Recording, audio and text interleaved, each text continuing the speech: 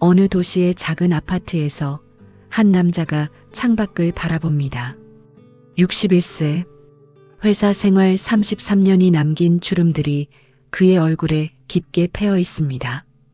오늘 그가 나누려는 이야기는 인생 최대의 결정에 관한 것입니다. 혹은 인생 최대의 실패에 관한 것이라고도 할 수 있겠네요.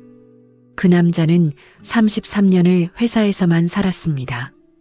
끝없는 야근, 무한한 경쟁, 질식할 것 같은 스트레스 속에서요. 그런데 모든 것이 순간 바뀌었습니다. 단 하나의 TV 프로그램이 그의 인생을 완전히 바꿔버렸습니다. 이것은 희망으로 시작된 귀농 이야기입니다. 그리고 현실이 남긴 깊은 상처의 기록입니다.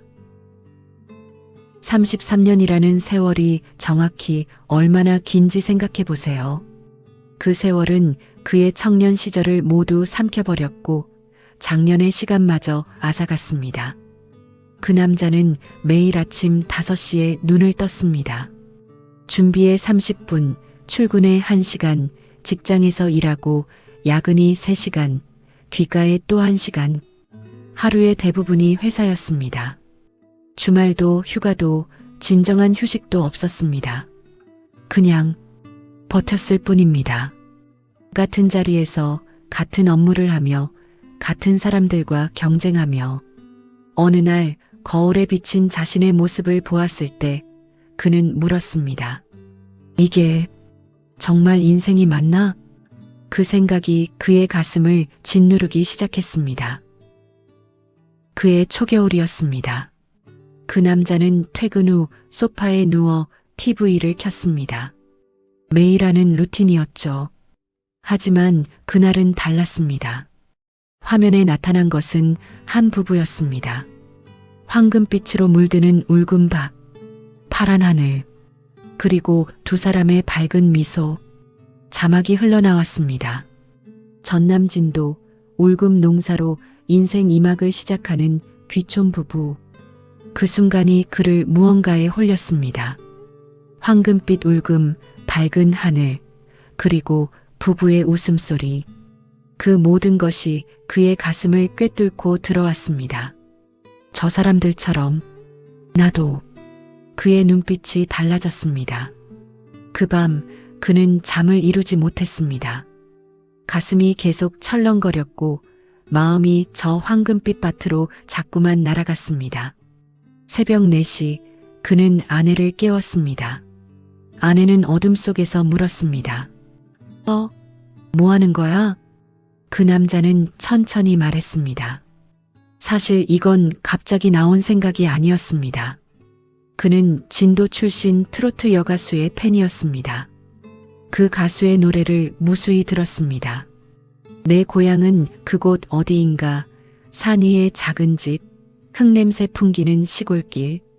그 노래가 그의 마음을 사로잡았습니다. 도시의 콘크리트에서 벗어나고 싶은 마음, 흙과 자연으로 돌아가고 싶은 열정. 모든 것이 그 가사에 담겨 있었습니다. 그리고 또 하나 그는 광주 출신이었습니다. 전라도가 고향이었습니다. 33년을 서울에서만 살았지만 어디선가는 늘 고향이 부르고 있었습니다. 전라도의 산, 전라도의 바다, 전라도 사람들의 정. 모든 것이 그의 가슴 속에 숨어 있었습니다. 그리고 진도.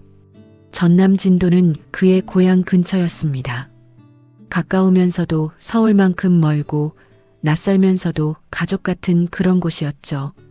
TV에서 본 진도의 울금밭, 옛 트로트에서 들었던 시골 노래, 전라도의 그리움. 모든 것이 그의 마음속에서 하나의 꿈으로 모여들었습니다. 그는 아내에게 말했습니다. 여보, 우리 진도로 내려가서 울금 농사 한번 해볼까? 아내는 어두운 침실에서 남편의 눈을 마주봤습니다. 30년 이상 함께 산 아내는 알았습니다. 그 눈이 모두 준비된 결정의 눈이 아니라는 것을, 도망치고 싶은 눈이라는 것을. 하지만 아내는 천천히 말했습니다. 당신이 그렇게 원한다면 나도 따라갈게. 그 말이 모든 것을 바꿨습니다. 아내는 남편의 손을 잡았습니다. 그리고 그들은 인생의 새로운 장으로 떠났습니다. 서울을 떠난 후 그는 2개월을 떠돌았습니다. 전라남도의 구석구석을 다니며 땅을 보고 농민들을 만나고 질문을 던졌습니다. 이곳에서 정말 살 수 있을까? 울금 농사로 먹고 살 수 있을까? 이것이 정말 우리의 길일까? 아내는 그의 곁에서 조용히 따라다녔습니다. 남편의 눈빛이 점점 밝아지는 것을 지켜보며 진도의 끝자락, 산책로처럼 펼쳐진 흙길의 끝에서 그는 멈춰섰습니다.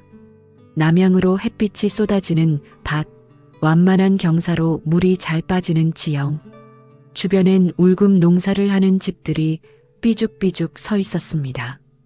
그는 흙을 손에 쥐었습니다. 흙을 느껴봤습니다. 좋은 흙이네. 부동산 중개인이 옆에 서서 말했습니다. 여기 땅은 귀농인들이 많이 찾습니다. 울금 농사하기 아주 좋아요. 150평에 8천만 원이면 꽤 괜찮은 가격입니다. 가격을 듣고도 그는 망설이지 않았습니다. 서울에서 9억 원에 팔은 아파트가 있었으니까요. 그날 바로 계약했습니다. 이제는 집을 지을 차례였습니다. 그는 아내에게 말했습니다. 여보, 여기서 우리 인생 2막 시작하자. 아내는 옆에서 그의 손을 쥐었습니다. 집을 짓기로 결정한 후 그는 작은 목조 단층 집의 설계를 시작했습니다. 목표는 소박하고 따뜻하고 아늑한 집. 설계 비용을 포함해 견적은 1억 5천만 원. 남은 돈이 충분하니까 문제 없을 거라고 생각했습니다. 하지만 공사가 시작되자마자 문제가 터졌습니다. 공사 사장이 말했습니다. 사장님, 이 땅은 정지 작업이 필요해요. 흙을 다시 정렬해야 합니다. 추가 작업이 필요합니다. 추가 800만 원. 그 다음 날 상수도 인입이 예상보다 멀다며 추가 250만 원. 그 다음 날 전기 인입 거리 때문에 추가 200만 원. 또 그 다음 날 배수관 작업에 추가 300만 원. 그리고 공사 도중 공사 사장이 다시 말했습니다. 죄송한데 레미콘 불러서 시멘트 더 타설해야 돼요. 추가 500만 원을 더 받아야겠습니다. 계산기를 두드렸습니다. 1억 5천만 원이 1억 6천만 원이 되고 1억 7천만 원이 되었습니다. 거기에 땅값 8천만 원까지 더하면 그가 투입한 금액은 2억 5천만 원이 되었습니다. 처음 예상의 거의 2배였습니다. 그 밤 그는 혼자 계산기를 두드렸습니다. 2억 5천만 원. 서울에서 받은 9억 원 중에 2억 5천만 원이 사라졌습니다. 남은 돈은 6억 5천만 원. 생활비, 농자재비, 각종 지출을 고려하면 여전히 충분해 보였습니다. 하지만 그는 알 수 없었습니다. 현실이 얼마나 가혹한지를. 그 밤 그는 중얼거렸습니다. 그래도 여기서 행복하게 살면 되지. 돈이 다가 아니니까. 행복하면 괜찮아. 그때는 아직 희망이 있었습니다. 집이 완성되고 입주한 첫날, 진도의 바람은 서울에서 느껴본 적 없을 만큼 깨끗했습니다. 아침마다 개 짖는 소리, 새소리, 바다 냄새를 품고 넘어오는 바람. 그 남자는 방문을 활짝 열고 서 있었습니다. 그의 얼굴에는 오랫동안 보지 못했던 미소가 떠 있었습니다. 여보, 우리 진짜 성공했어. 아내가 그의 곁에 섰습니다. 아내의 눈시울이 붉어졌습니다. 이 순간이 그들의 마지막 행복이 될 줄은 그때는 아무도 몰랐습니다. 그는 울금 농사를 준비했습니다. 모든 것이 새롭고 설레었습니다. 유튜브 강의를 보고 주변 농가를 찾아가 물어보고 농사교실에 등록했습니다. 유튜브 강사의 목소리가 들렸습니다. 울금은 우리나라 전통 작물이고요. 가공하면 부가가치가 정말 높습니다. 초보자도 충분히 할 수 있습니다. 그는 그 말을 믿었습니다. 아무 의심 없이 150평의 울금을 심었습니다. 매일 아침 아내와 함께 밭에 나가 잡초를 뽑고 물을 주고 병을 살폈습니다. 첫 몇 주는 설렘으로 가득했습니다. 첫 번째 문제는 비였습니다. 진도 특유의 습한 바람과 비가 부었습니다. 뿌리 썩은 병이 생겼습니다. 노란 잎이 떨어지기 시작했습니다. 그는 자신을 묻고 싶었습니다. 뭐야? 왜 이러지? 두 번째 문제는 잡초였습니다. 하루만 지나도 허리 높이까지 자라나는 잡초들. 그와 아내는 매일 밭에 나갔습니다. 해가 중천이어도 어두워질 때까지. 세 번째 문제는 예상 밖의 손품이었습니다. 울금이 이렇게 힘든 거였나? 유튜브에서 본 영상과는 달랐습니다. 영상 속의 농부들은 행복해 보였지만 현실은 매일매일 무섭고 힘들고 절망적이었습니다. 드디어 수확의 계절이 왔습니다. 150평의 울금을 수확했습니다. 그는 흙투성이었습니다. 손은 물을 먹었습니다. 얼굴은 검게 탔습니다. 하지만 그는 희망했습니다. 이제 팔면 되겠지. 고생한 보람이 있겠지. 도매시장에 들어갔습니다. 도매상인이 담담하게 말했습니다. 울금은요, 말리고 가공해야 값이 나옵니다. 생울금 그냥 파는 거 거의 원물 가격이에요. 그 말이 모든 계획을 부수었습니다. 가공시설? 그런 거 어디 있지? 작은 마을에는 가공시설이 없었습니다. 결국 그는 원물을 팔 수밖에 없었습니다. 울금 원물 10kg당 8,000원. 150평에서 나온 울금. 그해 그가 번 돈은 25만 원이었습니다. 다시 들어봅시다. 25만 원. 그것이 뭘 의미하는지 정확하게 계산해 봅시다. 150평의 울금을 심기 위해 파종 시기부터 준비했고 비닐도 깔고 거름도 주고 병충해를 관리했습니다. 그 과정에서 농자재비가 얼마나 들었을까요? 종자비, 거름비, 농약비, 비닐비, 기계 임차료 합계 200만 원이 넘었습니다. 200만 원을 투자해서 25만 원의 수익. 순이익은 마이너스 175만 원입니다. 1년을 땀 흘리며 일해서 돈을 버는 게 아니라 돈을 잃었습니다. 150평의 밭에서 매일 아침 5시에 나가서 해질 때까지 일해서 마이너스 175만 원. 그날 밤 그는 침대에 누워 천장을 바라봤습니다. 말없이 아내는 그의 손을 꼭 잡고 있었습니다. 절망한 그에게 주변 농민들이 말했습니다. 울금은 힘들고 돈도 안 돼요. 대파나 심으세요. 대파가 수익이 나와요. 그 말에 혹했습니다. 실패한 농부의 절망이 더 큰 실수를 낳았습니다. 그는 울금 밭을 파괴하기로 결정했습니다. 150평의 새 밭에 대파를 심었습니다. 하지만 대파도 만만치 않았습니다. 파종 후 관리가 까다롭고 병충해가 많고 비만 오면 쓰러졌습니다. 시장 가격은 시시각각 요동쳤습니다. 그와 아내는 몇 개월을 기다렸습니다. 이번엔 다를 거라고 믿으며 이번엔 손실을 만회할 거라고 기대하며 그가 대파를 수확했을 때 운이 없었습니다. 시장 관계자가 차갑게 말했습니다. 지금 대파가 너무 많아서요. 시장이 포화됐어요. 수매 자체를 안 받습니다. 한 트럭 분량의 대파, 150평 밭 가득한 대파, 다 쓸 데가 없었습니다. 결국 그는 그 대파를 밭에 갈아엎었습니다. 묵묵히 아내는 그의 옆에서 하염없이 울었습니다. 이제 계산해 봅시다.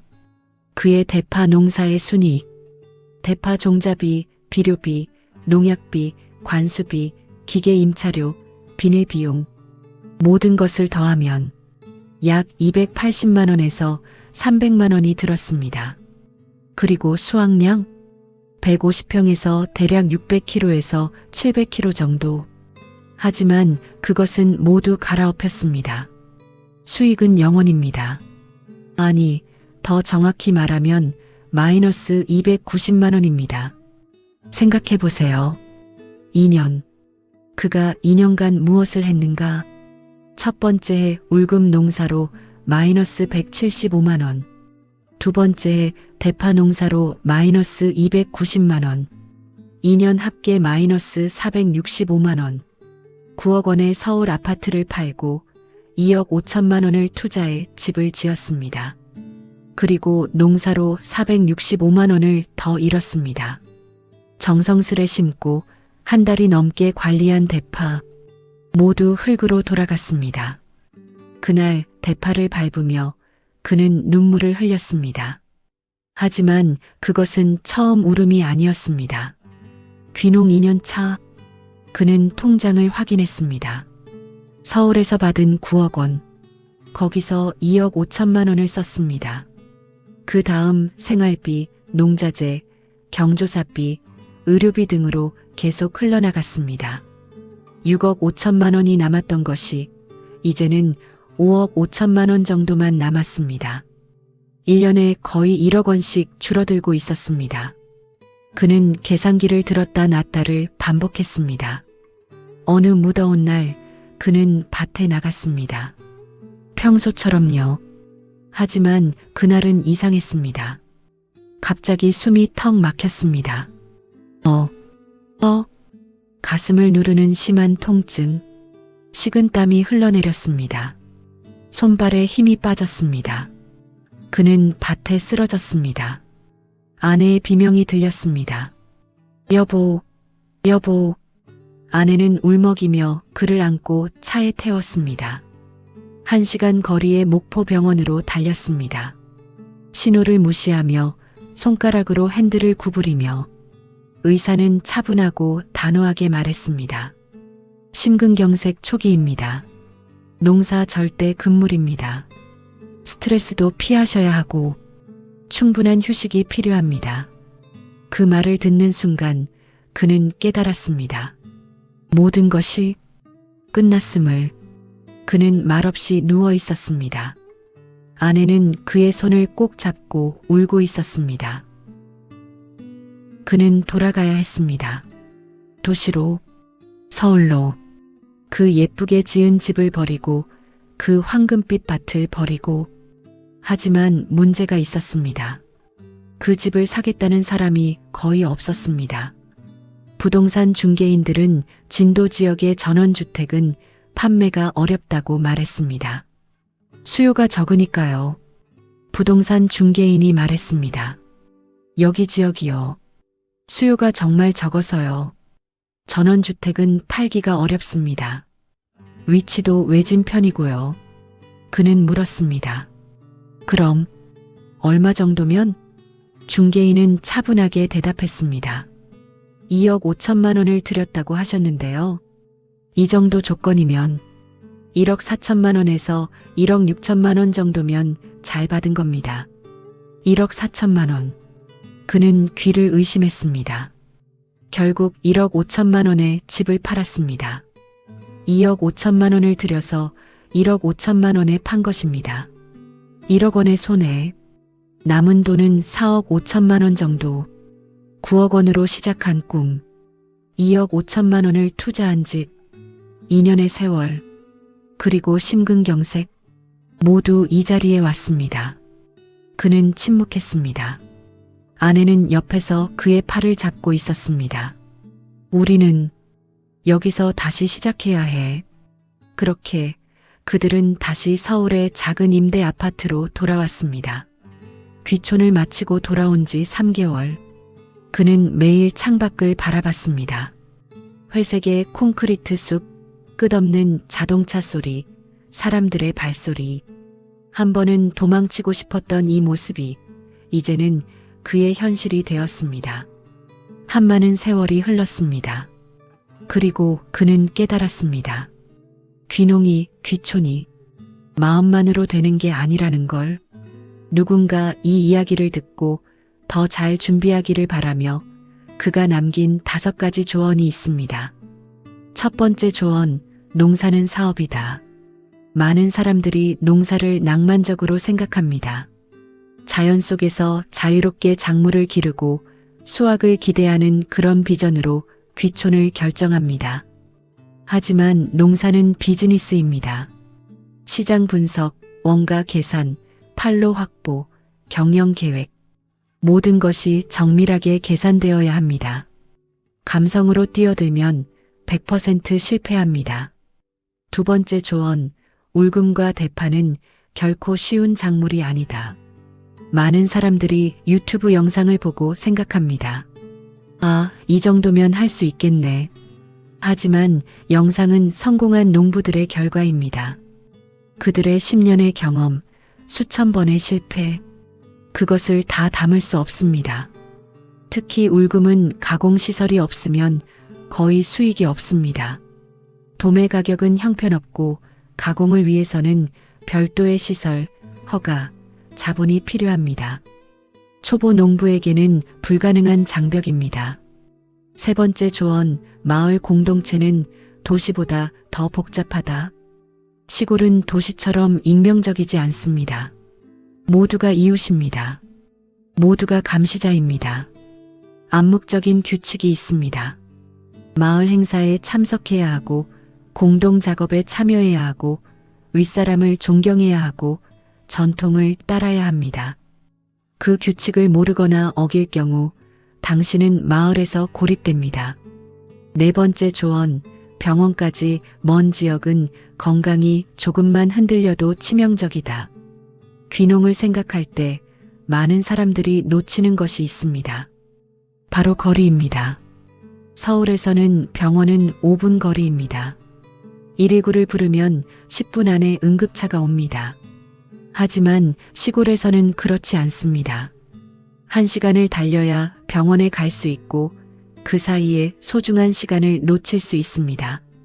심근경색, 뇌졸중, 중독 등 응급 상황에서는 거리가 생사를 가릅니다. 그를 포함한 많은 사람들이 그걸 과소평가했습니다. 5번째 조언, 가장 중요한 것. 귀촌은 도망치는 선택이 아닙니다. 철저한 준비가 있어야 가능한 선택입니다. 그의 귀농은 사실 도망이었습니다. 도시의 스트레스에서, 회사의 경쟁에서, 인간관계의 피로에서 도망치고 싶은 마음. 그것이 결정을 내렸습니다.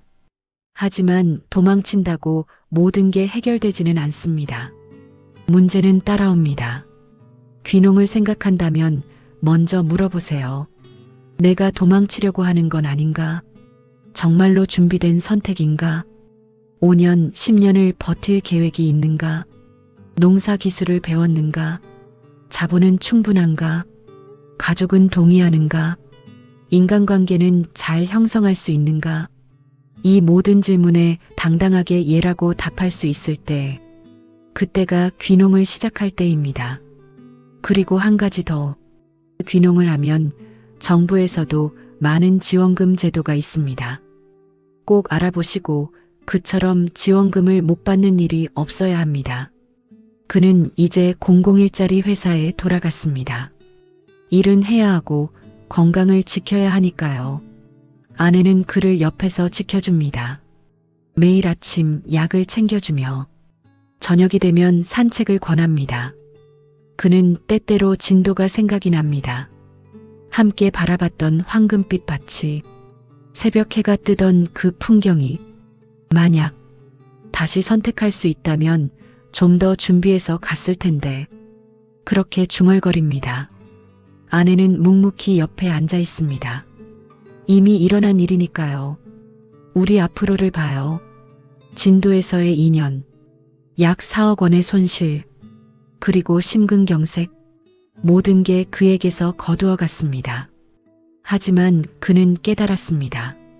행복이 어디에 있는지를, 그것이 돈이 아니라는 걸, 건강이 아니라는 걸, 따뜻한 손을 맞잡는 것, 옆 사람의 숨소리를 듣는 것, 그것이 가장 큰 행복이라는 걸. 아내가 그의 손을 다시 잡습니다. 마치 그날 새벽 4시처럼. 하지만 이번엔 도망의 손이 아닙니다. 함께 살아가려는 손입니다. 누군가는 이 이야기를 듣고 생각할 수도 있습니다. 저건 저 사람의 실수일 뿐이야. 하지만 이것은 한 사람의 이야기가 아닙니다. 지금도 어디선가 누군가는 비슷한 선택을 하고 있습니다. 누군가는 비슷한 실패를 맞이하고 있습니다. 그들을 위해 그는 제 이야기를 나눕니다. 귀농이 꿈이라면 그 꿈을 존중합니다. 하지만 부디 현실을 먼저 보세요. 꿈을 본 후가 아니라 현실을 보고 그 속에서 꿈을 찾으세요. 그는 이제 서울의 작은 아파트에서 매일을 감사하며 살아갑니다. 잃은 것도 많지만 남은 것도 있으니까요. 아내의 옆자리가 있으니까요. 여러분, 오늘 이 이야기를 들어줘서 정말 고맙습니다. 혹시 당신도 비슷한 꿈을 꾸고 있나요? 그렇다면 한 번 더 생각해 보세요.